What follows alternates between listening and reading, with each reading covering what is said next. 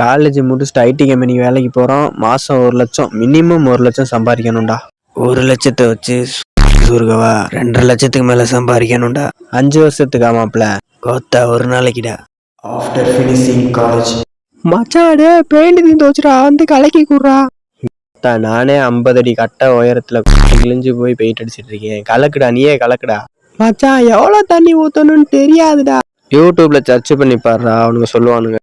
Okay மச்சான், எவ்வளவாச்சும் ஊற்றி ஆடுறா. இங்கே வெயில கிழிஞ்சுக்கிட்டு இருக்கு, தண்ணி எவ்வளோ ஊற்றணும் எவ்வளோ ஊற்றணும் வந்துட்டான் தாயொலி. இன்னொரு வாட்டி வந்து நின்ன இங்கேருந்து பெல்ட் அடிச்சிருவேன்டா. சாரிப்பா, டிஸ்டர்பன்ஸ் ப்ரோ. என்னண்ணே இது, காலைல இருந்து தொங்கிட்டு வேலை பார்த்துருக்கேன், வெறும் 150 ரூபா தரேன், இன்னொரு 50 ரூபா சேர்த்துக்குண்ணே. அவ்வளோதான்ப்பா தர முடியும். காலேஜ் முடிச்சுட்டு ஐடி கம்பெனிக்கு வேலைக்கு போகிறோம். மாதம் 1,00,000 மினிமம் 1,00,000 சம்பாதிக்கணும்.